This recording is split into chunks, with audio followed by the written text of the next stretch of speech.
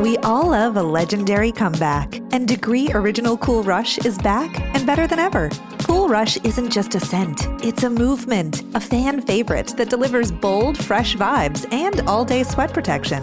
Whether you have a man that spends hours in the gym, heads into the office early, or is just trying to stay fresh on a long day, Cool Rush has their back. Head to your local Walmart or Target and grab Degree Cool Rush, the fan favorite scent from the world's #1 antiperspirant brand. Welcome to People Tech, the podcast of the HCM Technology Report. I'm Mark Pfeffer.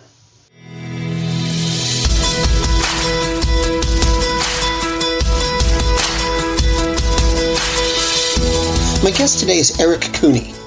He's the founder and CEO of a company called Sculptor. They help both brokers and small businesses compare and select an appropriate health plan for their employees. Of course, this involves data, which we'll talk about. We'll also get into COVID's impact on benefits, understanding employees' needs, and more on this edition of People Tech. Hey, Erick, welcome. So, to start, could you tell me about Sculptor? Yeah. So Benefit Sculptor is in some ways it's a technology company, in some ways it's a consulting company. Who we serve largely is directly we serve employee benefits advisors who work with small businesses, and then indirectly through them we serve those small businesses.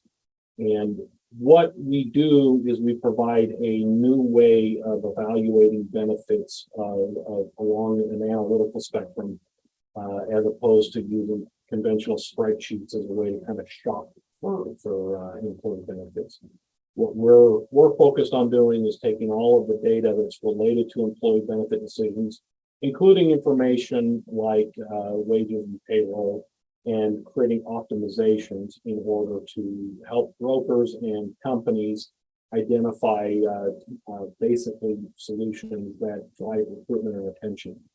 So we apply an analytical approach to benefit selection that says, I've got a budget of X, here's what I have to work with if I'm an employer, and help me identify the best possible arrangement of benefits when it comes to the out-of-pocket spending, the budget for the benefits, and the access to doctors and hospitals in order to be a competitive employer. So who's your user?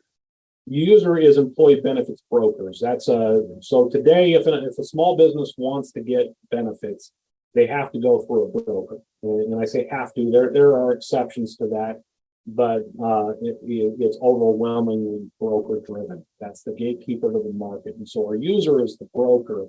The beneficiary is the employer and the employees. And can you give me a little bit of information about how do they use it? I mean, is this something that there's a platform and you?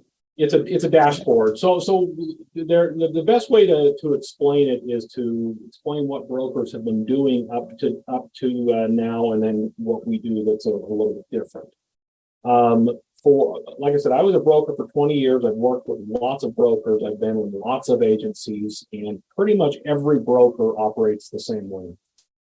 If you're a small business and you're offering benefits, usually your benefits are up for review. We call that the renewal every year. And it's some calendar event based upon when you initially bought your plan. Doesn't necessarily have to be the first of the year. In any case, what will happen is at that renewal, a broker is going to come to you, and maybe even competing brokers who are trying to win your business if you're the owner. And they're going to come to you with some options. And those options will be laid out on the spreadsheet.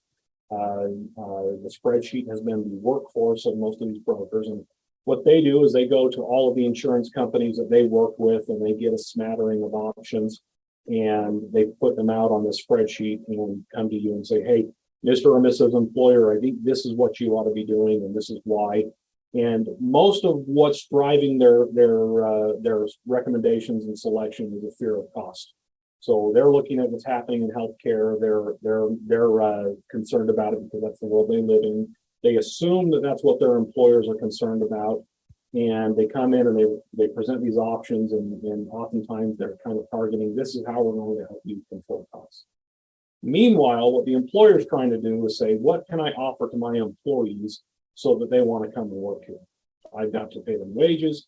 I've got to give them a work culture and environment that's exciting and interesting, especially today. That's one of the biggest challenges that businesses have, is not just how much do we pay them, but why would somebody want to come and do this rather than go and make videos and that kind of thing. And so they've got to create a compelling story. And then the benefits become a huge part of that. The attitude of employees today is still very much one of the things that I get from my employer is I get my benefits. That really hasn't changed. We've studied it, and I've always thought that was going to change. It hasn't ever changed. Employees still see their benefits as a major component of their benefit offer. And so the employer is getting advice from a broker on how to manage healthcare costs. Meanwhile, they're trying to actually recruit labor with these benefits. And those two motivations are in competition with each other. Controlling cost and having something attractive to offer usually butt heads. And so what we do, I was a broker for a lot of years, and I would play that game. I would go in and sit down with employers and try and show them all of what I thought were the most efficient things that they could do to offer their benefits. And then they would look at me and say, Eric, I've got to go out on the floor and I have got to convince these people that this is a good deal. And we've got these projects coming up. I need to hire more people. And once I finally got in tune with the fact, what the motivation was not healthcare, as much as we're selling health insurance, not healthcare, it's recruiting labor and creating a value proposition for labor. That's when I started to change my own consulting approach. And so my background, in addition to being a benefits broker for 20 years, I'm a bit of an anomaly in the benefits world. And I went to college and studied statistics and economics, and just got very involved in computer science and data science and that kind of thing. And so I have this little bit of a tech background. So I began taking a lot of the data problems that we were having in benefits and turning around and building models for consulting that would change from, okay, well, how do we get the lowest cost benefit, to let's start with total compensation. Let's start with what is the employer trying to do to attract labor, and then where are the optimizations so that we can create as strong of a paycheck as possible while creating also a strong benefit in conjunction with that. And when we developed those models, we saw the value in providing these solutions to other brokers, and so we built it into a full-fledged software platform that we call Benefit Sculptor. And so when a broker comes in with Benefit Sculptor, we don't start with this assumption of, hey, I went out to a bunch of carriers and got some quotes. What we do is we provide all of the data for the market every single time. So when a broker sits down with an employer, they don't have a spreadsheet of options. What they have is they have a map, a scatter plot, if you just a very simple conventional scatter plot of every single product on that map. And we've ranked the products according to price, deductibles, and a measure called actuarial value, which is a measure of benefit strength. And we identify where the employer currently is on that map in terms of where their current benefit offering sits. And then we ask them a series of questions about out-of-pocket expectations, about hospital requirements, doctor requirements, that kind of thing, budget requirements, including the cost sharing with employees. And then we've built an algorithm into the system that just takes that data, depending on where you are, that could be 100 options, that could be 500 options, just depending on where you are. And by asking some smart questions, we drill that down to a narrow set of options that meet the employer's criteria objectively. We're not playing favorites with certain insurance companies. It's not incentive driven. It's entirely based upon, okay, these are our requirements. This is what it's going to take for us to be competitive this year. And we zero in on a handful of options out of the massive options that we started with. Very quickly, we can do that whole process in under 5 minutes, so that the employer can look at what you're presenting to them and get emotional buy-in. And that's the biggest strength of our platform is it's tech, it's data, it's all those things, but really it is a consulting solution, because the broker is able to sit down and analyze the market with capabilities that they've never had. Their spreadsheet approach does not even come close to being able to do what our software can do, even if they're using tech to generate their spreadsheets. And then more importantly, with the employer, they have never had benefits data communicated to them like this. They've never had a business intelligence approach the data when it comes to benefits. They do in everything else. They do in inventory management. They do in supply chain management, but they don't get this in, they even get it in labor management, but they don't get it in benefits management. So we brought it to the modern age. They're looking at a dynamic dashboard where they can say, okay, I now for the first time see the entire world in front of me, meaning the world of options that I can choose. I've got a very smart computer that can do the calculus and all of that stuff that's necessary to find the optimization. And now I can confidently walk out onto the floor and look at the employees and say, hey, we've done our shopping and we know that the plan that we're putting together for you right here is the best option. And they need to be able to know that, because it's not just the confidence of telling the employees that, because the employees are going to go and test it in the real market, right? That's the challenge that the employer has, is that the employees are going to go out and they're going to say, hey, I talked to XYZ employer and they've offered me something better. They've offered me something different. And in order for the employer to be competitive, they've got to beat that in the offer. Once the employees find out when they go and talk to their employers that they're not going to get as good of an option because you've used an analytical approach, that's where the employer starts to really see the returns. And that's what the employer cares about. Faith in the news media has been challenged, making it even harder to get stories told. The Friday Reporter podcast was created to help audiences better understand the media by hosting journalists who will answer the questions to which we need answers. Join me every Friday to hear more. You focus on small business, and I'm wondering, what are the challenges, the particular challenges that small businesses face? The kind of things that they really need help with as they're attacking this, and how do you approach that? Some of the challenges that they face are they face a perception challenge. First of all, the perception is that, one, there's not a lot that can be done for small business. They face that themselves. Most small businesses, if you ask them, you say, well, what can you do about your benefits? They'll say, probably nothing. That's their perception. Their brokers even think that. Their brokers think, well, there's not really a lot we can do for small business. And they think it's a very simple market. It's actually not. It's in some ways, it's more complicated than the larger group markets, because the larger group markets, they have underwriting and they have risk and all of that needs to be accounted for. And that's kind of the elephant in the room. Smaller groups have very complex rating structures, very complex pricing structures of their products. They may be fixed, but it's very hard to budget with the variable rating pricing that they have. I can just give you an idea. The price difference for a person age 21 and a person age 65 in the small group market is a 3 times factor. When you add family size into that, being able to predict what your benefits are going to cost you based upon an employee's ages and their family sizes could be as much, you could have as much variation as 5 to 1 on what your premiums are going to be. And so the analytical side of how do you budget for that, how do you analyze that and anticipate that, is far more complicated than most people realize. And it's where a lot of people throw their hands up in the air and just say, well, there's nothing to do that. So in this environment, the economy seems kind of weird. Mm-hmm. It seems kind of like thin ice. We're still sort of working our way through, the results of COVID, or the debris of COVID, whichever you prefer.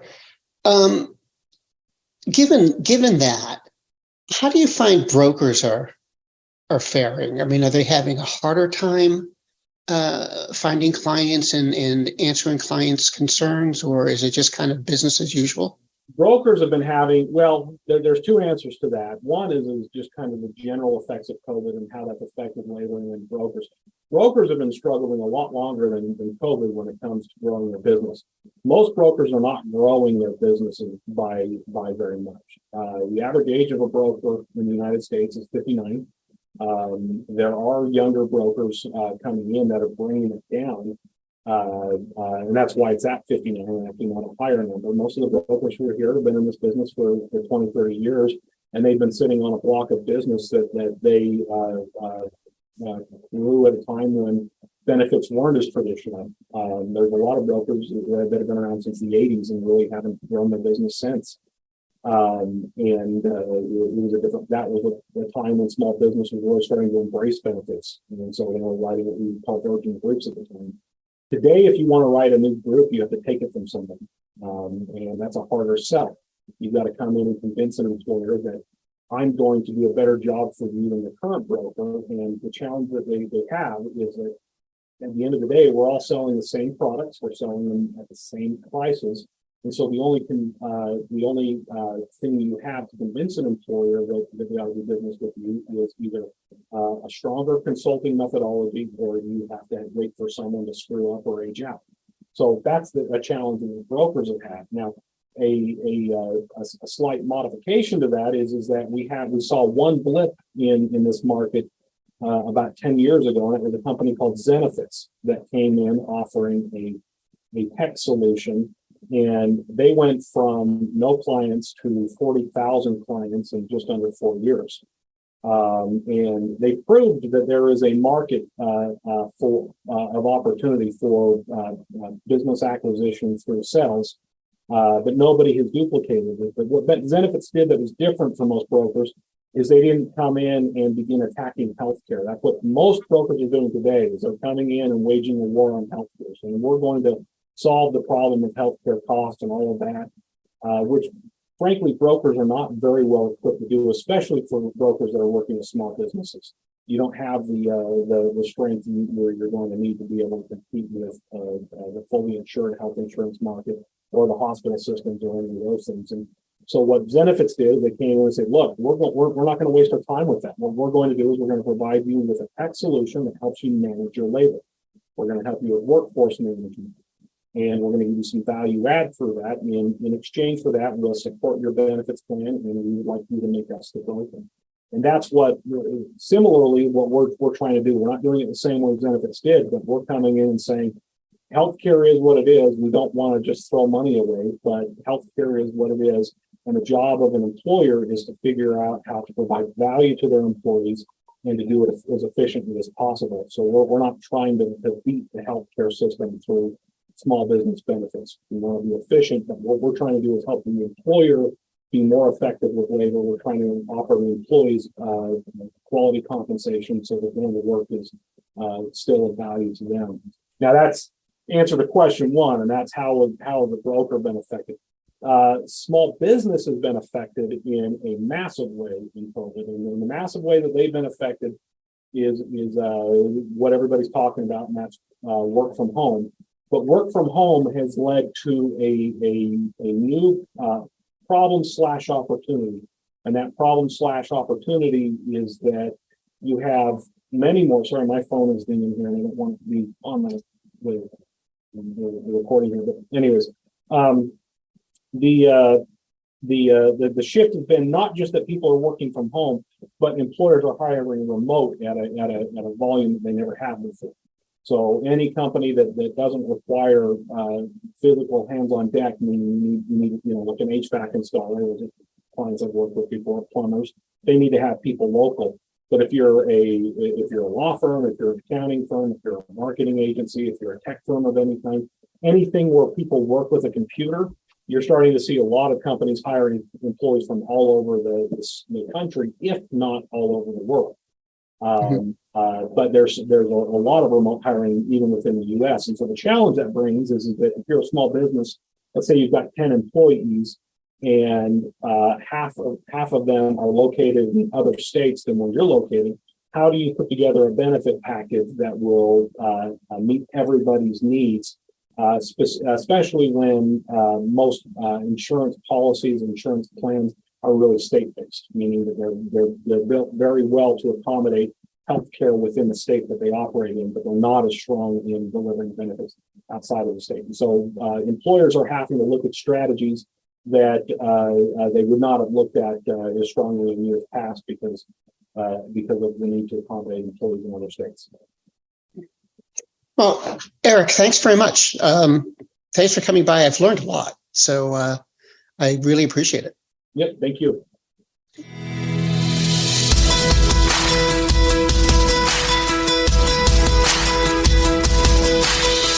My guest today has been Erick Kuhni, the CEO of Benefit Sculptor.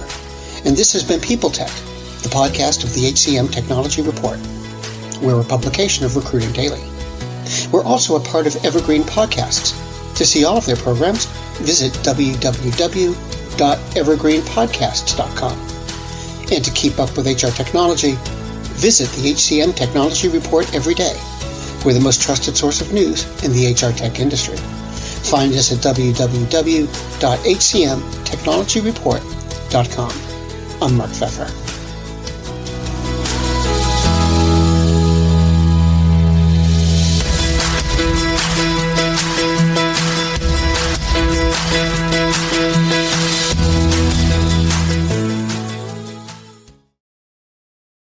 The world's best-known investor and Wall Street expert Warren Buffett once said, "Wall Street is the only place that people ride to in a Rolls-Royce to get advice from those who take the subway." Mr. Buffett's quote is remarkably accurate, but how many people would rather receive advice from him than someone simply guessing? Welcome to Buy, Hold, Sell, your single source for Wall Street knowledge and profitable guidance. Please join me, Todd Schoenberger, and fellow trader Tobin Smith, as well as host Veronica Dudo, for a podcast known to move the needle for investors. Tobin and I are seasoned Wall Street executives with deep investment experience, and we are prepared to share our advice to those who choose to listen. Download Buy, Hold, Sell today on the Evergreen Podcast Network or your favorite podcast channel. Welcome to Don't Retire, Graduate, the podcast that asks you what you want to be when you grow up so you can graduate into retirement with a purpose and a passion, whether you're 25, 85, or any age in between. Gain actionable financial and mindset tips from your favorite authors, podcasters, and influencers to help you reach that exciting next chapter. Listen now and start building your path to financial freedom and reframing what retirement can mean to you. This is your host, Eric Brotman, reminding you, don't retire, graduate. The holidays mean more travel, more shopping, more time online, and more personal info in more places that could expose you more to identity theft. But LifeLock monitors millions of data points per second. If your identity is stolen, our US-based restoration specialists will fix it, guaranteed, or your money back. Don't face drained accounts, fraudulent loans, or financial losses alone. Get more holiday fun and less holiday worry with LifeLock. Save up to 40% your first year. Visit LifeLock.com/podcast. Terms apply.